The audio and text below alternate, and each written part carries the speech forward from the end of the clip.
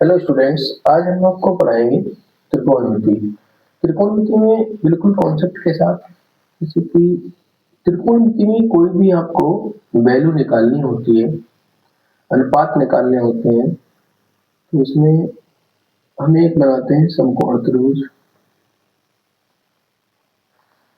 समकोण त्रिभुज में हम इसको लंब मानते हैं,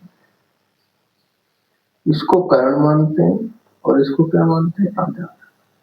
जबकि आपको इसमें क्या करना है, आपको सिर्फ कर्ण को फिक्स करना है, सिर्फ कर्ण को ही फिक्स करना है। सिर्फ आपने कर्ण को फिक्स कर दिया, उसके बाद आपको सॉरी उसके बाद आपको इसमें से और लंब और आधार को फिक्स नहीं करना है। लंब और आधार, ये तो एंगल देगा आपको, मान लीजिए एंगल सी क्या है, समकोण है, 90 डिग्री है। तो आप क्या करते हैं, लंब ये मान लेते हैं, आधार ये मान लेते हैं। जबकि ऐसा नहीं है, आपको लंब इसको नहीं मानना है, वो एंगल के हिसाब से मानना है। जैसे कि इसमें साइन ए है मान लीजिए, अब साइन ए है ना, तो यहाँ से तय होगा लंब, यहाँ से तय होगा तो लंब क्या हो जाएगा, इसके सामने की साइड क्या हो जाएगा, लंब हो जाएगा, और बाकी क्या हो जाएगा, आधार हो जाएगा। अब जैसे मान लीजिएगा साइन बी निकालना है हमें, तो साइन बी, अब देखो ये वाला जो लंब था ना, वो इस साइन ए के लिए था। जब साइन बी की बात करेंगे तो साइन बी यहाँ से ऐसे इधर देखेंगे, तो जो हमारा आधार था ना, ये साइन बी के लिए बात हो रही है, जो आधार था ये, अब साइन बी के सामने की साइड कौन सी है, AC। तो अब ये हमारा क्या हो जाएगा, बताओ, लंब हो जाएगा, और ये क्या हो जाएगा, आधार। तो लंब और आधार क्या होते रहते हैं, चेंज होते रहते हैं। बस इतनी सी बात आपको याद रखना है, सिर्फ एंगल देखना है। ए के जस्ट सामने की साइड क्या हो जाएगी, लंब हो जाएगी, और बी के जस्ट सामने की साइड क्या हो जाएगी, आधार हो जाएगी। इधर से अगर ये लंब हो रहा है तो, और अगर बी के जस्ट सामने है, जब एंगल बी ले रहे हैं, तो ये क्या हो जाएगा, आधार हो जाएगा। क्लियर? जैसे कि इसको एक एग्जांपल से समझा रहे हैं।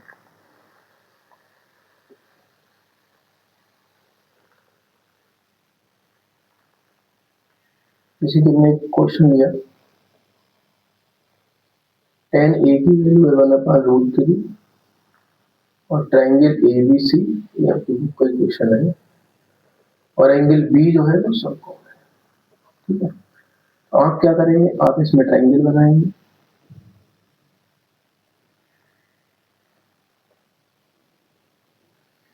ट्रायंगल बन गया, बी इधर लिखेंगे, ए और सी इधर लिख लीजिए। उसके बाद अब tan ए क्या होता है, लंब बटे आधार। भाई ये तो आपको पता ही होगा, लाल बटे कक्का से, लाल बटे कक्का से, इसको तो निकाल ही लेंगे। तो अब इसमें tan ए लेना, tan क्या होता है, ये साइन होता है, ये cos होता है, और ये क्या होता है, tan। tan क्या है, लंब बटे आधार। तो लंब कितना है, अब यहाँ से देखो, यहाँ से तय हुआ ये है, ये लंब होगा तो ये हो गया, आधार कितना हो गया। अब आपको कर्ण निकालना है, तो कर्ण निकालने के लिए क्या लगाएंगे, पाइथागोरस लगाएंगे। तो पाइथागोरस लगाएंगे तो AC का स्क्वायर, BC का स्क्वायर और AB का स्क्वायर। AC का स्क्वायर BC का स्क्वायर कितना है, 1 का स्क्वायर प्लस √3 का स्क्वायर, बन हो जाएगा। √3 मल्टीप्लाई कितनी होती है, 3 होती है। AC स्क्वायर कितना हो जाएगा, 4। तो AC इक्वल टू कितना आ जाएगा, 2। ये 4 का स्क्वायर कितना होता है, 2 होता है, स्क्वायर रूट वर्गमूल। तो यहाँ लिख देंगे 2। इस तरह से हमने क्या निकाल लिया, AC निकाल लिया। ये तो आपको आता होगा ये चीज।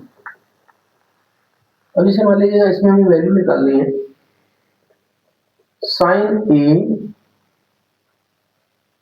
cos C plus cos A और साइन C। अब इसको ध्यान से समझिएगा, जब हम साइन A लिख रहे हैं, देखो साइन A लिख रहे हैं तो यहां से लेंगे, और एक तो लंब क्या हो जाएगा, बल, और कर्ण तो फिक्स कर दिया हमने, कर्ण तो यही है हमारा, कर्ण तो ये तो यही है, कर्ण को नहीं चेंज करना है। तो साइन क्या होता है, लाल बटे कक्का, यानी लंब बटे कर्ण। तो लंब कितना हो गया हमारा 1, और कर्ण कितना हो गया 2, मल्टीप्लाई cos C देख रहे हैं। अब देखो जरा, cos C देखने के लिए आपको अब ये वाला एंगल लेना है। अब इसको क्या, पेंसिल से आप इसको क्या मान लेंगे, cos C के सामने की साइड है, तो अब इस साइड आधार नहीं है, ये क्या हो गई, लंब, और ये हमारा क्या हो गया बताओ, आधार हो गया बस। तो cos t क्या होता है, आधार बटे कट, तो अंडर रूट 3 नहीं लिखना है, 1 लिखना है आधार, क्योंकि हमारा 1 है, तो 1/2 इस तरह से। अब इसको मिटा देंगे, प्लस ऐसे ही cos है, अब cos a लंब भी आधार नहीं, इसको फिर मिटा देना है। cos a के लिए लंब हो जाएगा और a आधार हो जाएगा, तो आधार कितना हो जाएगा, आधार बटे कर्ण होता है, तो √3/2 साइन सी के लिए लंब क्या हो जाएगा, ये हो जाएगा √3 और /2 इक्वल 1/4 प्लस √3 की मल्टीप्लाई 3, 2 2 जा 4, 4/4, ये जीरो नहीं होता है, 1 इसका।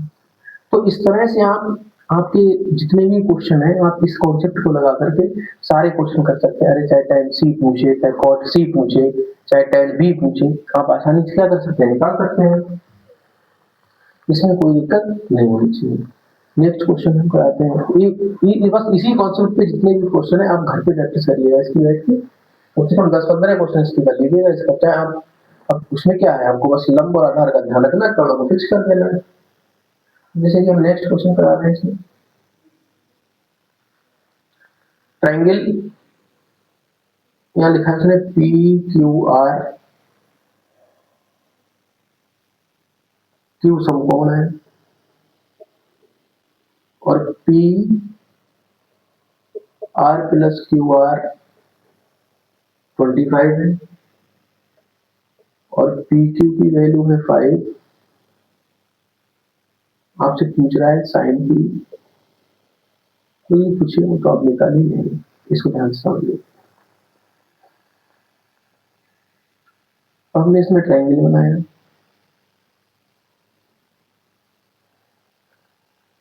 Q समकोण है, PR।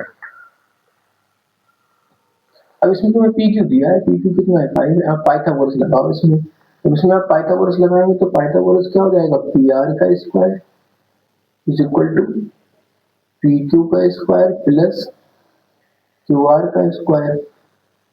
PR कितना है 5, और बिल्कुल ऐसे ही रखिएगा इसको, 5 का स्क्वायर PQ का स्क्वायर प्लस QR का स्क्वायर, देखो, और ये कितना हो जाएगा, एक्चुअली PR नहीं दिया तुमको, PQ दिया है, तो इसको PQ ही रखना है,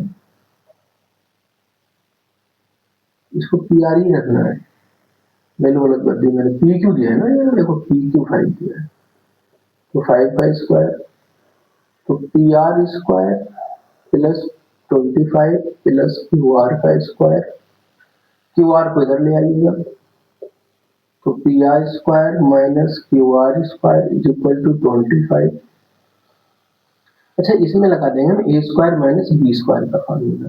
a square minus b square का फार्मूला क्या होता है, a square minus b square का होता है a प्लस b और a माइनस b। तो एक बार इसे प्लस करोगे और एक बार इसे क्या करोगे, माइनस करोगे, is equal to 25। PR plus QR कितना दिया तो मैं 25 दिया, PR माइनस QR ऐसे ही रहेगा प्लस 25। 25 कहाँ जाएगा, उसके अपॉन में जाएगा, 25 अपॉन कितना हो जाएगा 25, ये कैंसिल आउट हो जाएगा 1। तो हमारा PR minus QR is equal to 1। Equation, इसको हम इक्वेशन 1 मान लेंगे, इसको इक्वेशन समीकरण क्या मान लेंगे 2, और इनको हम क्या कर देंगे, एलिमिनेट कर देंगे, इसको हिंदी में विलोपन कहते हैं, इसको इरेज कर रहे थोड़ी जगह को। अब इसको हम क्या क्या मान लेंगे बताओ, इसको हम एलिमिनेट करेंगे, तो इक्वेशन भी चलो याद है, ये इक्वेशन हमारी क्या है कि PR minus QR is equal to 1, ये दूसरी इक्वेशन थी। अब इन दोनों को एलिमिनेट कर देंगे, PR plus QR is equal to 25 और PR minus QR is equal to 1।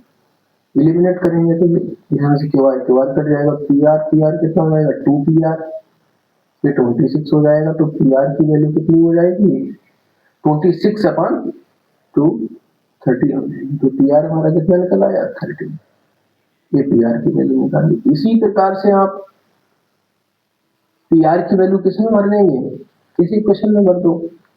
P R कितना निकला 13 minus Q R is equal to 12, Q R minus में रखेंगे 1 माइनस 13, तो माइनस का क्यू आर और माइनस का 12, माइनस से माइनस कैंसिल आउट हो गया, कितना हो गया 12। अब इस तरह से इसमें आप चाहे tan p निकालें चाहे tan r निकालें, देखिए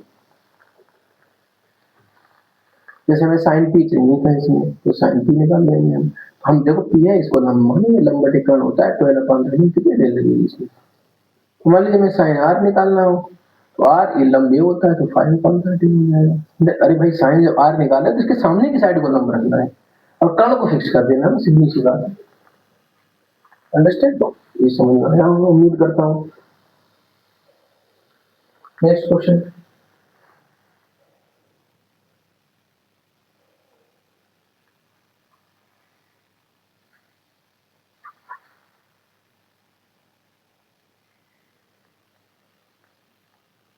अब कुछ अनुपात वाले क्वेश्चन है। अच्छा, इसमें त्रिकोणमिति में मेन काम होता है फार्मूलों का। आपको फार्मूले याद होने चाहिए, जैसे साइन थीटा वन अपान किसका उल्टा होता है कॉसेक थीटा का, तो रेसिप्रोकल आपको सारे याद होने चाहिए। दूसरी बात है जो टेबल जो सारणी होती है वो भी आपको सारी वैल्यू याद होनी चाहिए। जैसे कि इसमें क्वेश्चन लिख रहे हैं साइन स्क्वायर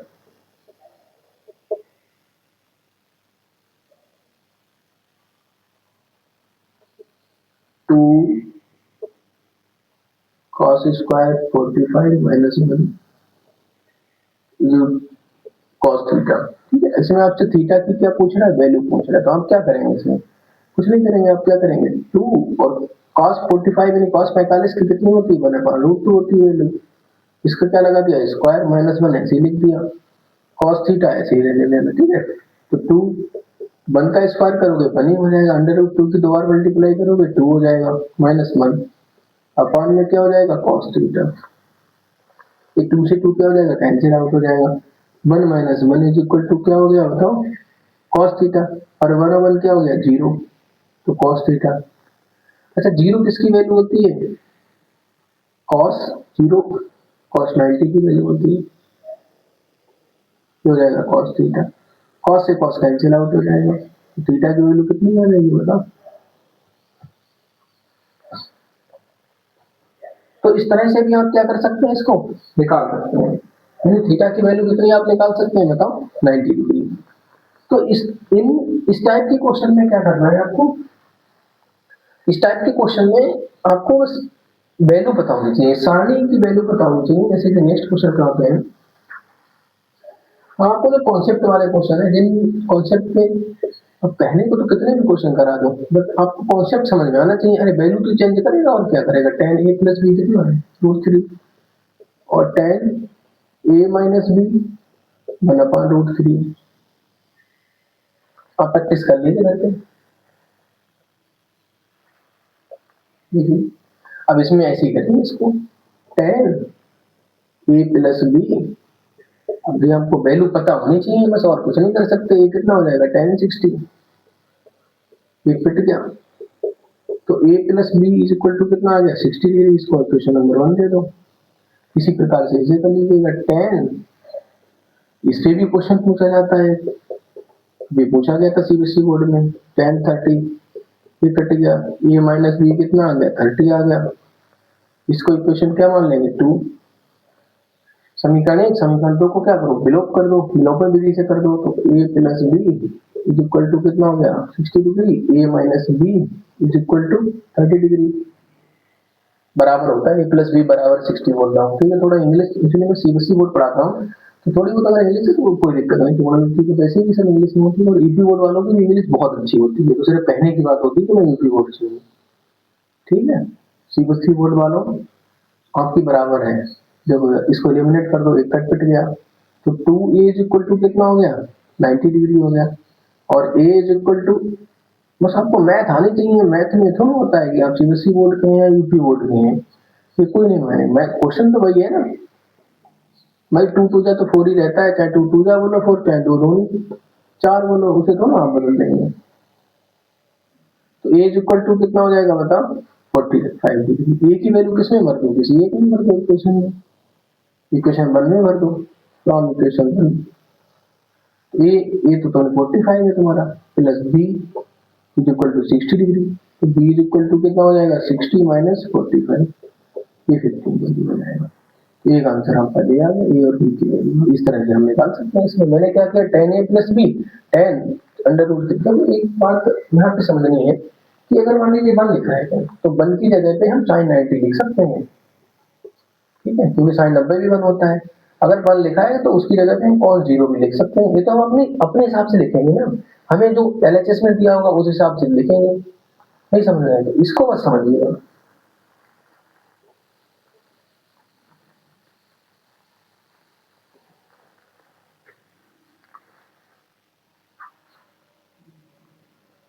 अब इसमें जैसे कि अब कोई भी क्वेश्चन दे दें आपसे